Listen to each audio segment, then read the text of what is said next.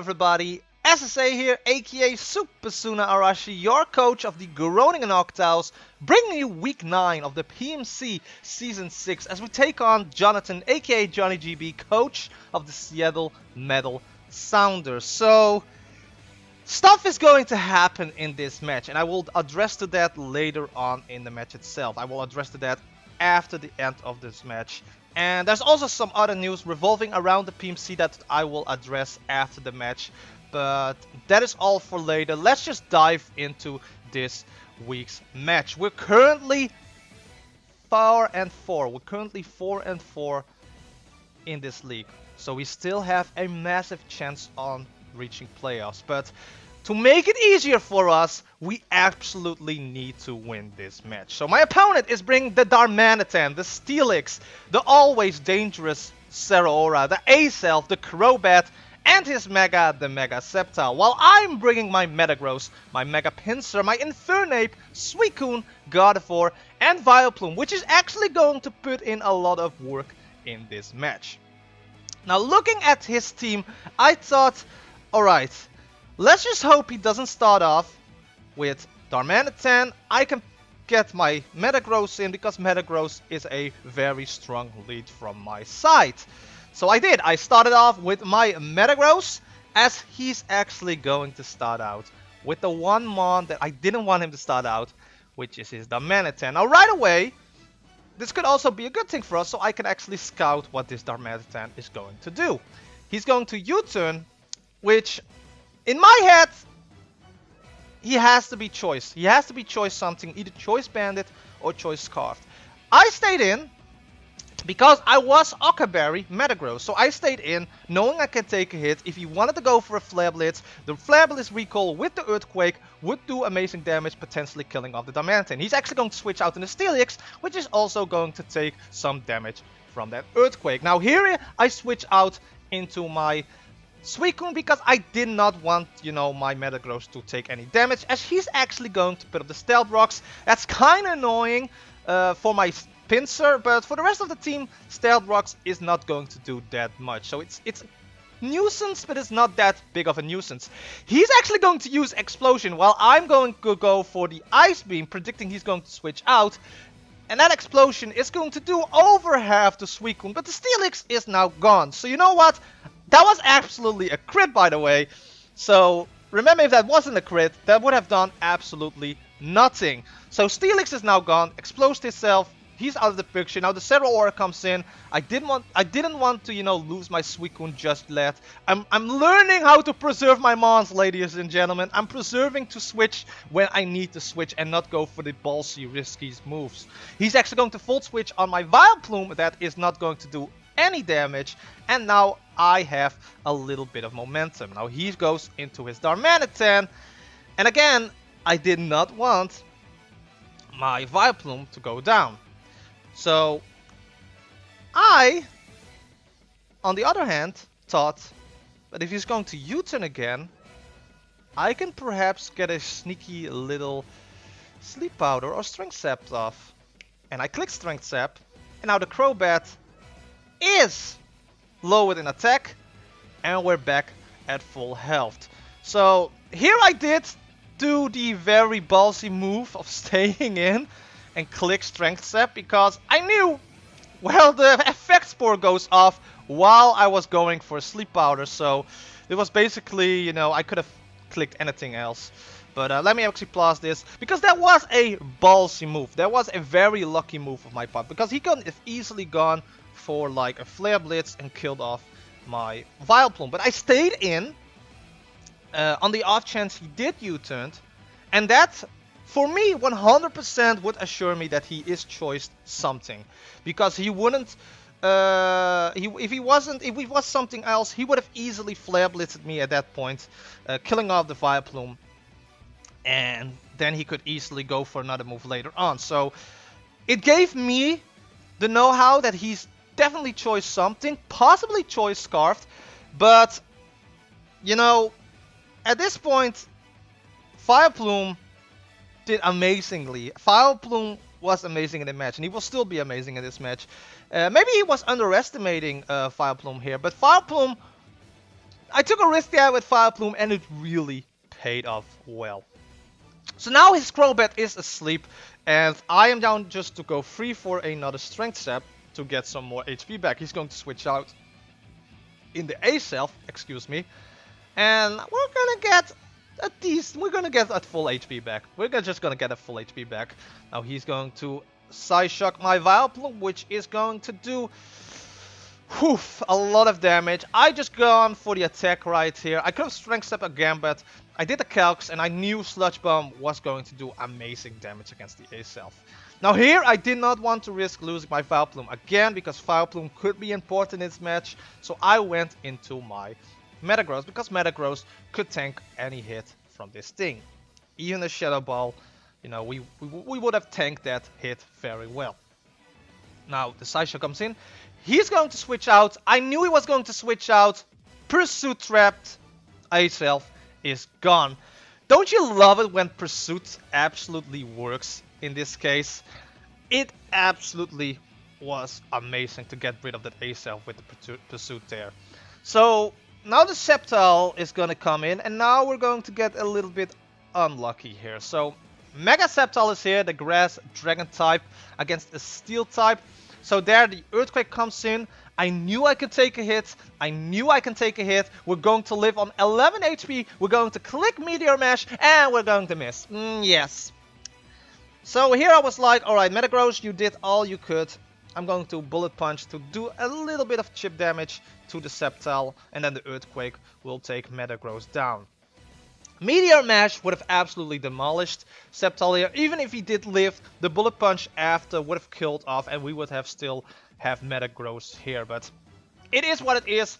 I'm going into my Assault Vest Gardevoir here. I know I can take a hit from the Sceptile. Plus, we get to trace Lightning Rod. So at this point, the Zeraora can't really hurt us. He's going to Leaf Blade my Gardevoir. That is going to do a decent amount of damage. 21 HP, but at this point we can just Moonblast and the Sceptile will be gone. So Sceptile is also away here and things are looking very good for us. Now the Darmanitan comes in again and I was like, alright, what can I do?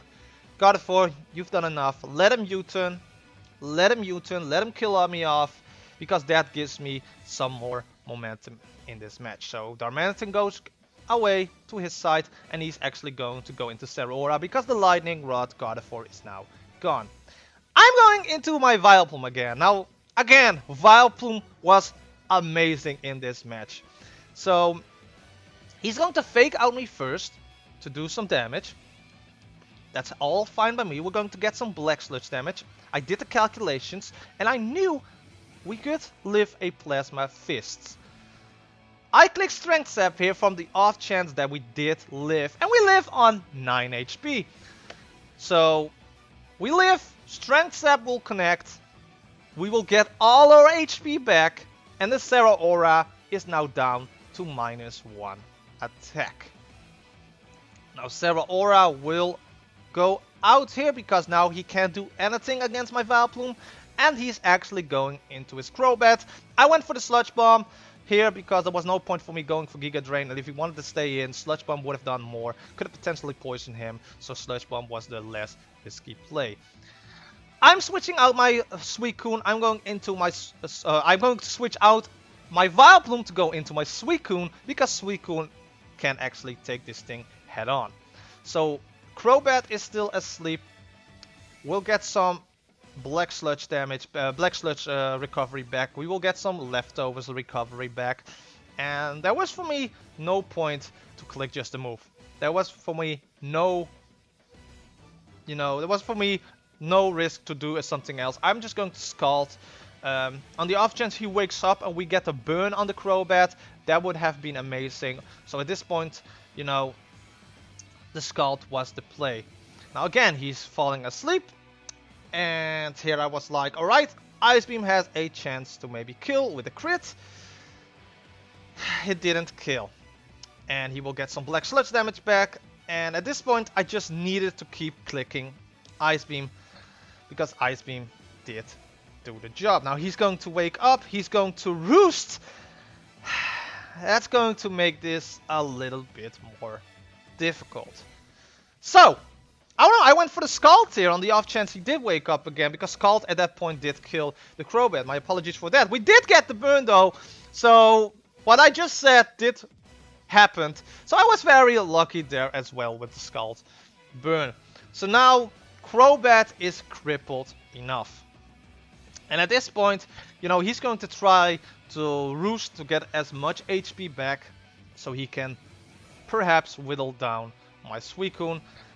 I went for the Calm Mind here. I knew I had to, you know, get the boost up here for my Suicune so we can do amazing damage against the Crobat, and perhaps we can then still take on the rest of his Pokemon with my Suicune. Now he's going to Super Fang, he's going to miss. That sucks for him, that really sucks for him.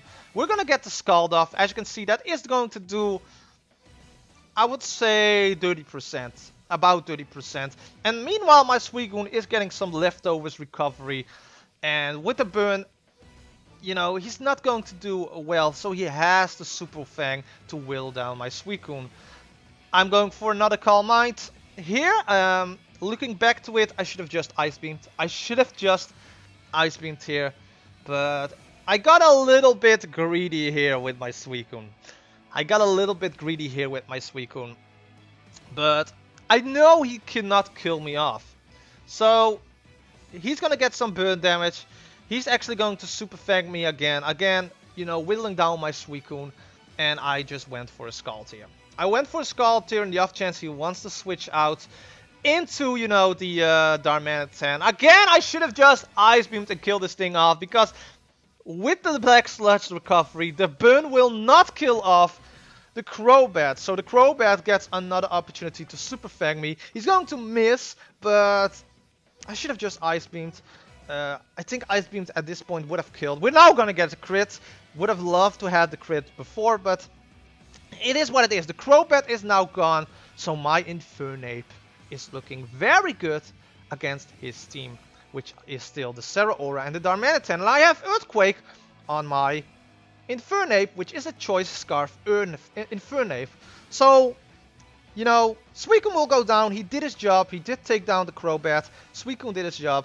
Now I can go freely into my Infernape and just click Earthquake. There's nothing going to happen. Choice Scarfed Infernape. We're going to do this. So Infernape is here. We're going to click Earthquake. Zeraora will go down, as you can see. Oh no, will not go down right here. He will use Plasma first here, but I knew I can take a Plasma Fist, and then the Zeraora will go down, as you can see here. We're going to take that. We're going to live on 19 HP. We're going to click Earthquake, and only the Darmanitan is left. And even if the Darmanitan is Choice Scarfed, we outspeed, because we are, you know, jolly-natured Infernape. So Darmanitan comes here, and I was like, alright, let's click Earthquake, and let's do this. He outspeeds me! And in the match itself, I was like, oh no, why? I was like, oh, you know what, okay, let's go with it. Let's try to do it, but I only have like Vileplume left and my Ottomon. And I was like, I'm gonna lose this match now. I was like, oh, we were so close. We were so close to winning this match. After the match, as my Mega Pinsir comes in here. After the match, my opponent was like, dude, why did my Darmanitan outspec you? I was like, I have no clue. I have absolutely no clue. And my opponent was like, you know, are your natures correct? Is everything correct of your Mon? So I went, as the Flare Blitz will connect on the Pinsir and will kill off. We're going to lose this with 1-0. I checked my Infernape that I've used in this match. It was not jolly-natured. It was hasty. Or hardy. No, it was hasty. It was a neutral nature. And I literally could slam my head against the wall when I saw that. I've used this Infernape, I think, the whole season. I got this Infernape like in January when the draft was finished and that kind of such. I felt so stupid.